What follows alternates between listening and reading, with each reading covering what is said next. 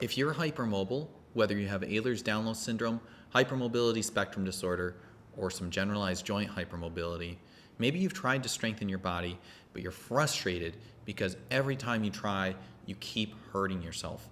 My name's Dr. Chris Sovey. I'm a physical therapist in the Lansing, Michigan area. Our clinic specializes in treating patients with hypermobility spectrum disorder and Ehlers-Danlos Syndrome. So today I wanted to share with you some principles of movement and specifically help you to reduce the chance of injury so you can make progress, become more resilient, and live the life that you're hoping to live. So what I want to do is walk you through the foundations of strengthening and how that differs for someone who's hypermobile versus the general population. Here's one of the reasons that many patients end up in our clinic, because a lot of times, unfortunately, physical therapists are trying to target like a specific area. Like, let's say you have some neck pain and that's mainly what you're complaining of. So what they may do is give you a series of exercises that are specifically just targeting the neck. The problem with that is there's a lot of weakness occurring down here near the pelvis and the low back. So you just don't have that stability in some of these muscles yet in order to appropriately strengthen. Think of like you're building a house. If you're building that house, you would want to have a strong foundation first. That foundation has to be solid. Otherwise, you can't build these other floors of the house. Building the body is much like that. If we try and start here, we're neglecting the foundation. And again, that foundation is the pelvis and low back, because many of the core stabilizer muscles start there and then work in an ascending fashion. I think of the first floor as the mid-back and shoulder blades, and then the second floor is the head and neck. So if physical therapy hasn't worked for you so far, and you've been trying to do the traditional route, and maybe you're having headaches or neck pain or just this chronic nagging shoulder blade pain, mid-back pain, make sure that your physical therapist is assessing you correctly for some of these different areas to make sure that you can be successful. So to contrast that, like if you don't take that approach, it's like building a house on a cracked foundation, which leads to these problems here. And in your body, that's going to look like the following. If that pelvis is not stable and the deep core stabilizers aren't doing their jobs, those forces are going to travel upwards. And that means like every time you take a step, that those forces are going to continue to travel. When my foot hits the ground, if the ankle doesn't absorb the forces correctly, it just keeps going up and up and up through that kinetic chain, and it doesn't stop until it gets to your head and neck, because like that's the last stronghold. That's the last chance your body has to stabilize that before it gets to your head and neck. So many people will have things such as pain in the mid-back or around the shoulder blades, or if it continues up, you may also have headaches or neck pain. So really the take-home message here is that stability builds upwards. We need to fix that foundation first before strengthening the top. I want to talk briefly about dosing, because honestly, like if you think of the traditional strengthening route, this isn't appropriate for most patients with Ehlers-Danlos or hypermobility spectrum disorder. When you think, and if you've ever worked and followed an exercise program or worked with a personal trainer, no doubt you've probably worked somewhere in this range. If you're someone that was training for like raw strength, you may have trained even in this range. A lot of endurance kind of exercises will train in this range. Part of the problem with determining reps for a patient with hypermobility is we don't really know their baseline function, and trying to fit them into a rep scheme often leads to injury. So what we found over time tends to work the best with this population is using time-based strength training. And so that can vary depending on what we see in the evaluation, anywhere from like 20 to 90-second sets. So that really is where we want to start a lot of these patients. And what that means is we're not going to go to what you hear called failure, like where you can only do one more rep or you've got nothing left to give. While that's great for a power lifter, it's great for competitive athletes. And maybe you are an athlete with EDS, but if you're really struggling with a lot of pain, we need to dial it back. So usually, depending on how the evaluation goes with patients, we see they can start anywhere from 20 to 90 second sets. And then over time, we begin to add additional time very slowly. Why is this important? Well, we need to look at what is the primary driver for improving strength. Now, when someone is doing time-based strength exercises, it's usually on the easier side. Somewhere around like 20 to 25% effort is what we're aiming for. And the most important thing here is that we do no harm, right? First and foremost, we want to do no harm to the patient. But what is happening when you work at that level is you're improving the nervous system as much as you are the musculoskeletal system. And that's really important because that helps you to improve tissue tolerance and motor control, which is sometimes known as proprioception. It's also important that we realize we don't do these things like the heavy strength, even moderate strength, or high rep exercises early in rehab because, again, that leads to injury. Many patients will come in and they think they just have to exercise so hard to beat this thing. And that doesn't work because you get injured or you burn out or it increases the flares of things like MCAS or other comorbidities that you're dealing with. So, ideally, we want to be having people exercise at least 3 times a week. 2 is honestly it's like the real bare minimum, and a lot of times people just maintain. Ideally, people would be exercising 5 times per week. Now, to some of you, that might seem like there's just no way I can do that. It's not all or nothing. It's all or something. So the most important thing is that we find a skill set where you can start, which brings me to my next point. You might think, Chris, I am already strong. I already do exercises. I already go to the gym. Wherever you are on this spectrum, what's important is understanding the differences between the types of muscles that are in our body. We have 2 types of muscles that you should be aware of. Ones that are called type 1 fibers and type 2 fibers. Type 1 fibers consume a great deal of oxygen. They're meant to be on a lot. We're thinking of postural muscles that help to keep our spine upright, and they're the small muscles along our spinal column and close to the joints, and these are our endurance muscles. They are fatigue resistant. They tend to produce low force, but over a long period of time. So these are the kind of muscles that we need to be training in therapy. This is really where we're focusing in therapy, these types of muscles here. Type 2, on the other hand, are the types of muscles that tend to be trained in traditional strength training, and they're important too. They produce a lot of power.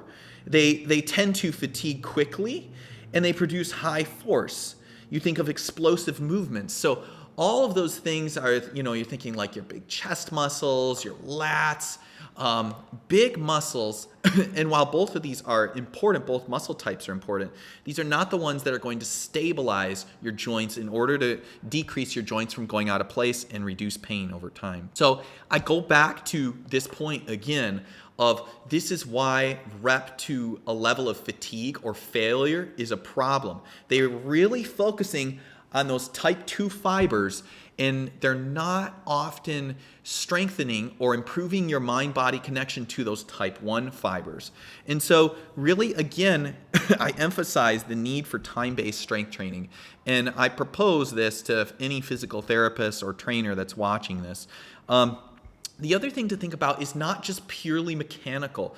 When somebody has several comorbidities going on, whether it's MCAS, POTS, Chiari malformations, tethered core, many of these conditions that tend to go along with hypermobility spectrum disorder or Ehlers-Danlos Syndrome, we need to be thinking about the effects on the nervous system too. So when we have very high load, we're putting a high force output, then it may be too taxing on your nervous system, which then can create increased flaring and setbacks. So when we do low load exercises and focus on stability and positioning, We tend to have less flares, which leads to more consistency, which in the long term, you're trying to build strength and you're going to have better long-term results. There are sensible progressions for strength training for people with hypermobility. If we are starting people in the most challenging position, which is standing, because this has the highest gravitational demand, that's going to be very difficult for somebody with hypermobility to organize. So almost everybody, and I hate to use the word all, but pretty much all patients, if you're in pain and you're having trouble and exercise hasn't worked so far, need to be starting here. This has the lowest load, the minimal gravitational demand. And the other part of that is it makes it easier to organize and target the specific muscles that you're hoping to target, along with the joints as well. And then there's just a sensible progression. This is just an example. It's not the only path. There may be other things that prohibit you, like, your ability to bear weight through your wrists or even your knees, like when you get into a half kneeling position. This is just an example of showing increased gravitational demand. So it's important that your physical therapist understands this when they're creating a program for you. Going back to this point of starting and standing, just to really drive this point home because it's so important. We have multiple joints being loaded at once, and that's hard for you to organize.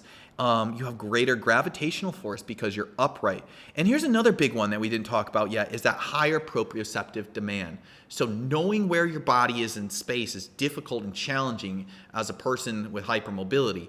So it's hard to organize those things, and you're more likely to fatigue because you're going to try and compensate and use some of those type 2 fibers to get things to be able to function and be able to organize well. Whereas when you start in supine or lying down exercises, this allows you to have fewer joints to control, lower gravitational load, improve body awareness, and you're going to build that stability first without compensations that you would get when you're standing up. When we think about pacing is very important if you are building a strength program.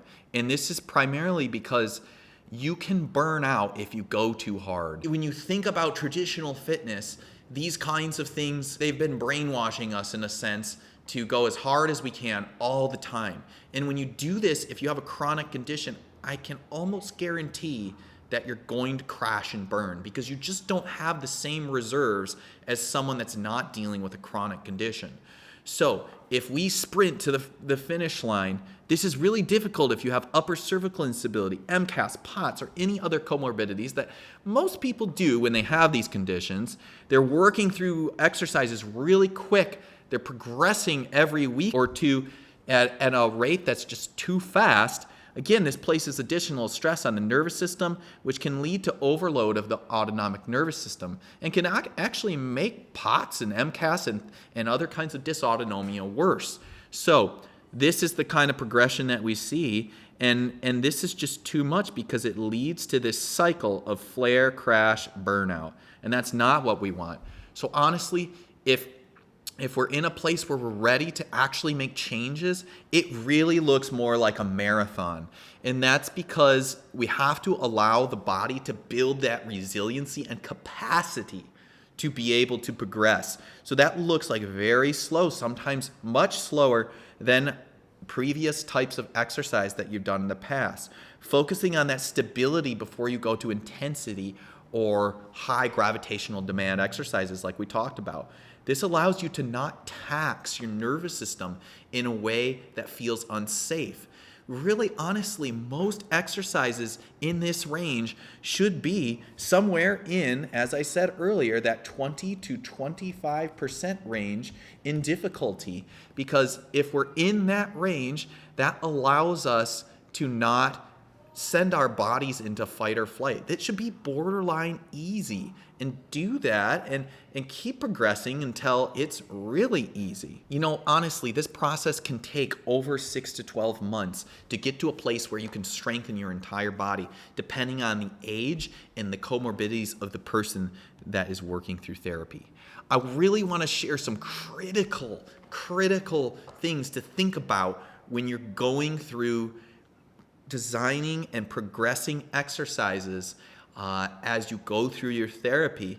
If your therapist is watching this, this is so important. This particular population is at risk of what's called subluxations or dislocations. Subluxations are like small movements of the joint within that joint space.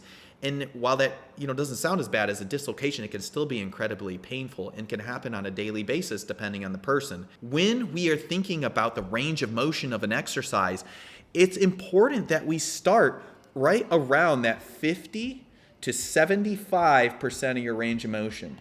If you are going beyond that, you're going to increase your risk of subluxations, and that's a real problem because that leads to setbacks. If, for instance, we just take this here, the shoulder, it tends to dislocate or sublux forward or down. So those two directions, when you're going on an end range like shoulder flexion type exercise, is really dangerous. So we want to limit that range of motion for pretty much anyone who's starting exercises. As another problem with that, we end up with higher joint strain. We get other muscles, sometimes those type 2 muscles that we talked about, or even like up into your neck or other areas that aren't meant to work. And again, we are really taxing the nervous system the bigger the movement we make it. So really, we want to train in that middle range. That allows us to be sustainable in the long term, which is really what you want if you want to become more resilient. Another one is, again, too much effort. If we're pushing real hard, it leads to compensation patterns. It leads to the risk of subluxation because maybe your joints just aren't ready yet to handle that kind of load. We may have compensations and the other muscles, again, those type 2 fibers taking over, and another increased risk of nervous system overload. We don't want to have everything be taxing in these early phases.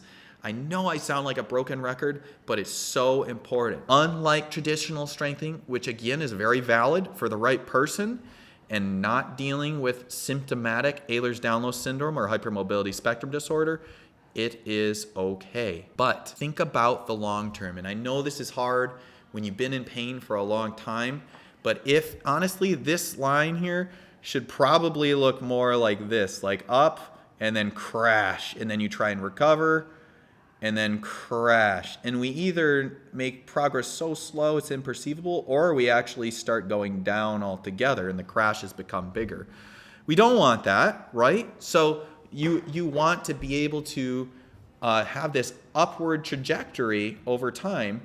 And honestly, it's not going to be a straight line up. It's going to have its little ups and downs. We're going to have some peaks and valleys. But the overall trend tends to be upward when you take this kind of approach. So this is really important because if we have less flares and more sustainability, you're more likely to be successful in the long term. This is the summary here. I call these the 6 control variables of sustainable strength for people with hypermobility. Remember, time-based is usually going to win in the long term and avoid injury. First, do no harm. Work in that 50 to 75% of the range of motion. We really want to have 20 to 25% effort. And this process could take up to 6 to 12 or more months. Progress through the positions appropriately and make sure we build that foundation first. If you've enjoyed this video, I highly encourage you to subscribe and drop a comment. I spent more time on this than usual, and I'd just like to know if this is the kind of content that you guys are enjoying, if you found this valuable. I'd love to get some feedback on this new style of videos that we're doing compared to some of the other styles, and if you found it helpful. And then it really just helps out the channel for people trying to find this content just like you. If you enjoyed this, we also think you'll enjoy some of the other things that we have for you, which is a free private community for people with Ehlers-Danlos Syndrome and Hypermobility Spectrum Disorder. You can check it out in the description below. It's free, it's private. You can connect with others going through the same thing as you. We look forward to seeing you guys in the next video.